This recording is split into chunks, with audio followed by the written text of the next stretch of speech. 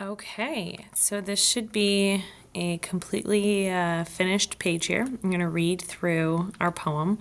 You should have annotations all over already, and you've already read it a couple times, but it can't hurt to read it again, plus it's only 9 lines.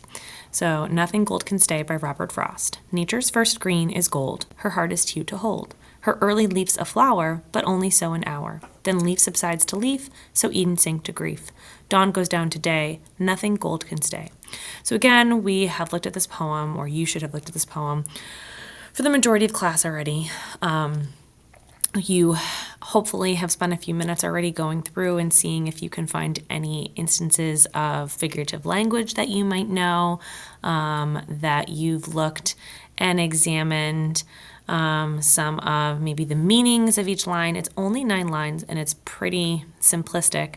But again, we're kind of looking at this for 2 reasons. One, Ponyboy remembers it, right? So our question is again, why would this character who's watching this sun rise, and again, remember it's a sunrise, not a sunset, although he does have an affinity for those two. Why would this character who is on the run and he's just enjoying this peaceful moment at dawn, why is this the poem that comes to mind? And that's part of why we're dissecting it. Yeah, we want to know the meaning, but like he says he never got the meaning and never got what Robert Frost was talking about. So that's part of what we're doing today. So again, you should have this all like annotated and pretty. I'm going to use my drawing tools and my text box over here to help me understand. And we're just going to go line by line. So you're not going to erase anything that you have on your page already. You're just going to add. It's a big page. You can fit some stuff in here. So we have nature's first green is gold. So my question always is like, what is nature's first green? What does it mean to be green? What does it mean to be gold? So if we're looking at green and we're looking at gold, what are we talking about here? And this can be a lot of different things. So if I insert my text box here, I'll drag it. Green can be young, like youth. Green can be like new. Green can be naive. Naive is like, if you ever hear someone being called green, it's going to tell me it's spelled wrong because it needs an umlaut. There's an umlaut. So it could be all those things. Gold, another thing that we're talking about here. So gold, what could gold be? Gold could be something of value. Gold could be the color gold, right? Like if something's, oh my gosh, that's so gold, it's good. The gold could be the, again, like just the color itself. So it could just be the color.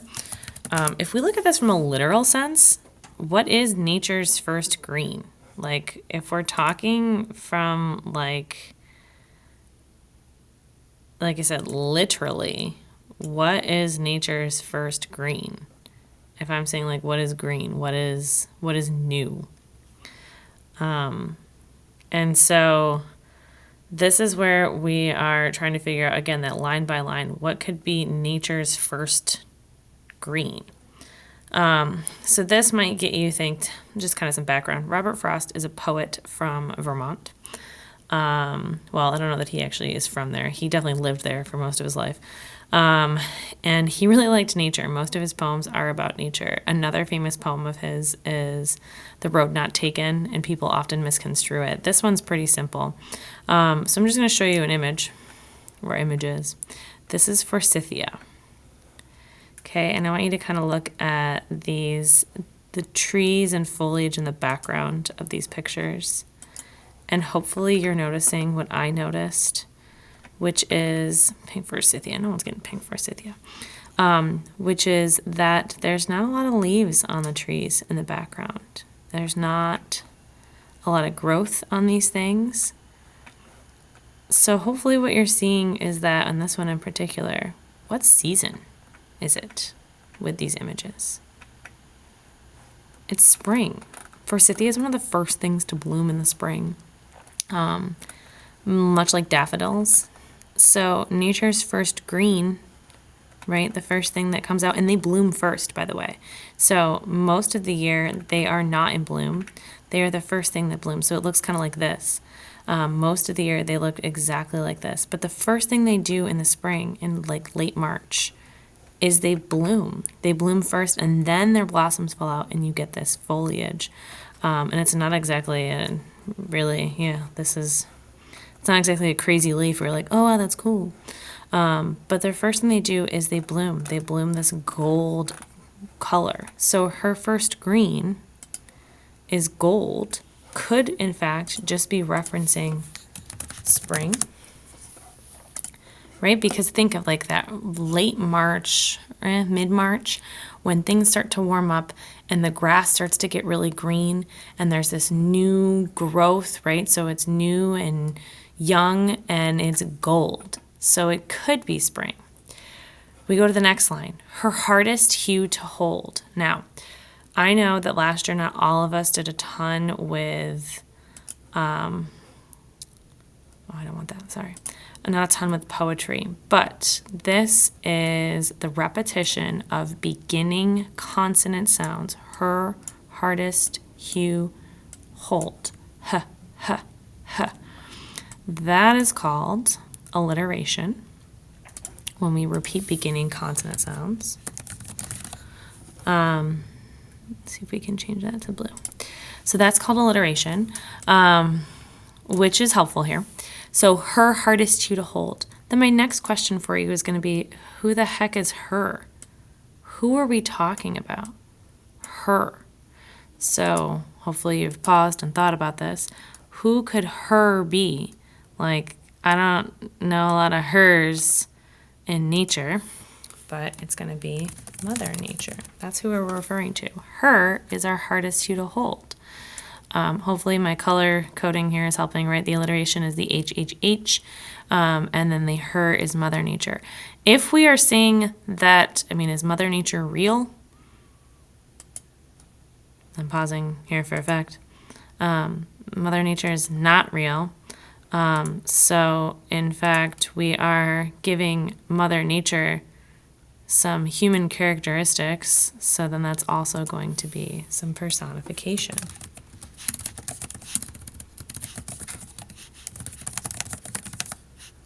I'll fix that spelling in a second, don't you worry.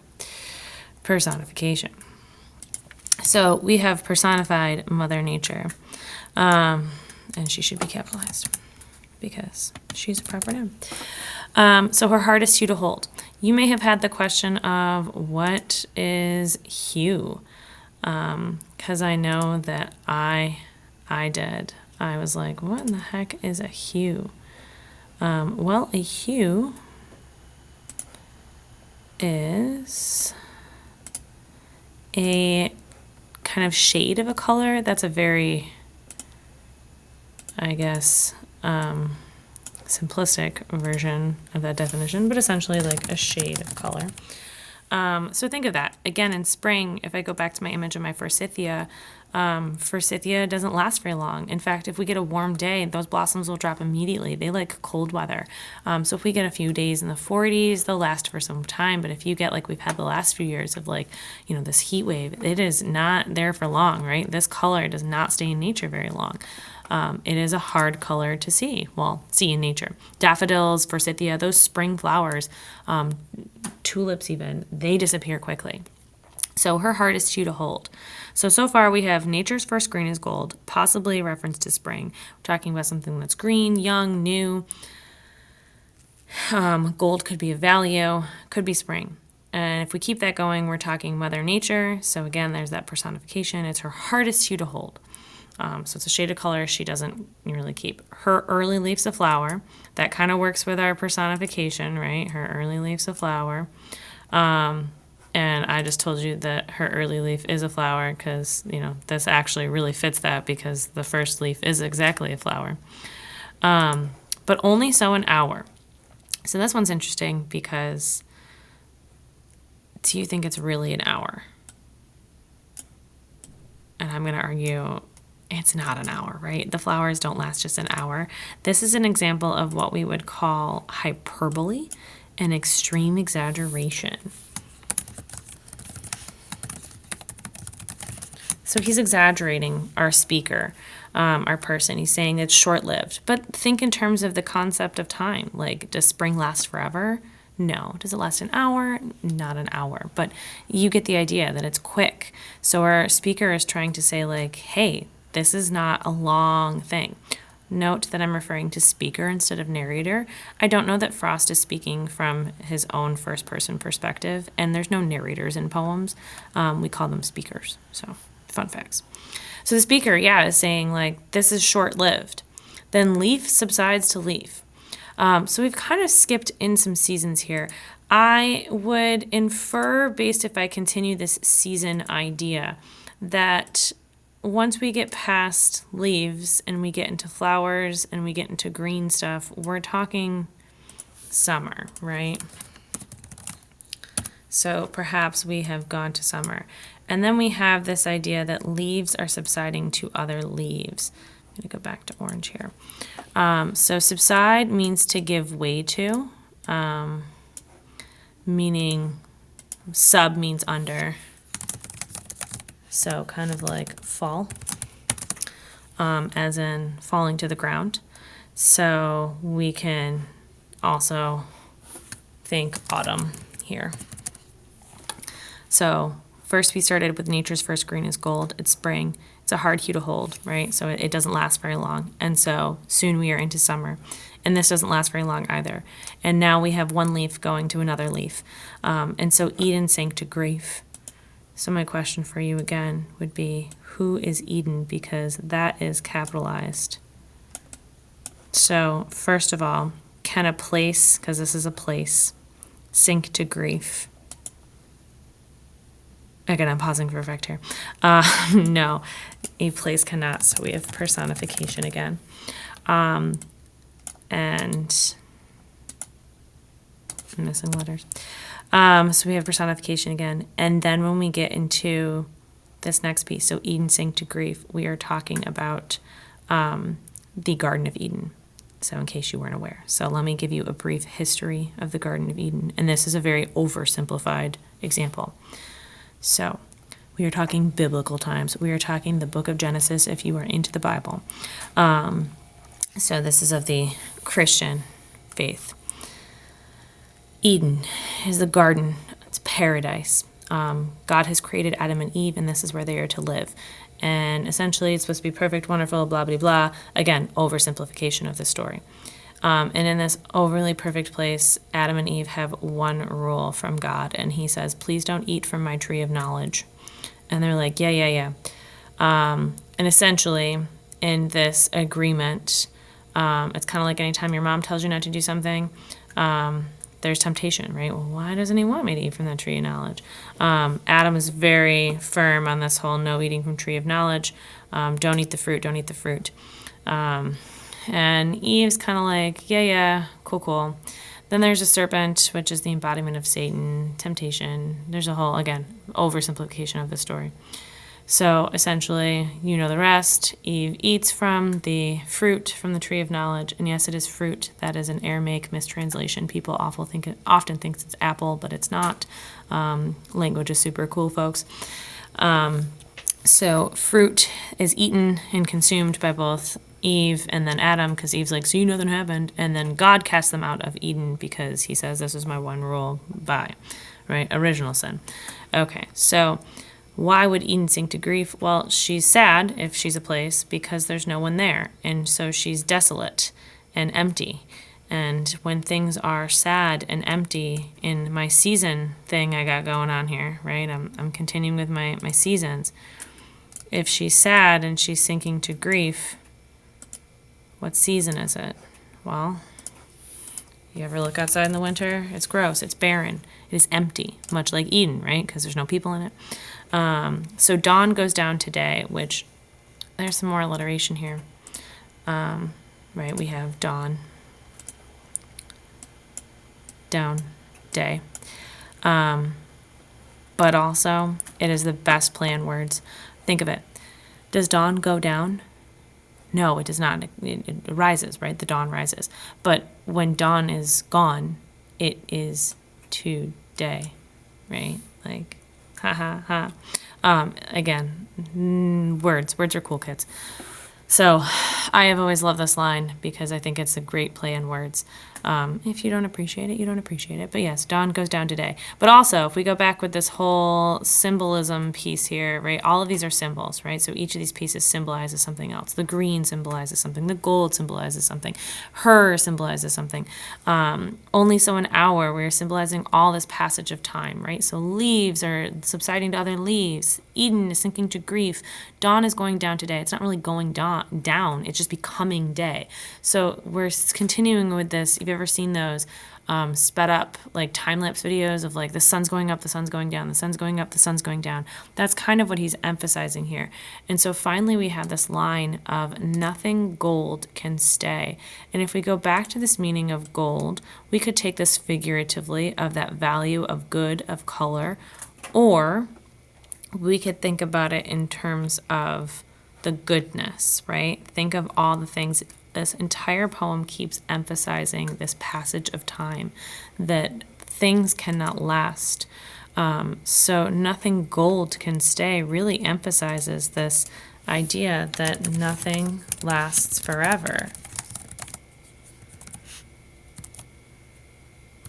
That's one word. So nothing lasts forever. Oh, my winter line disappeared. How dare you?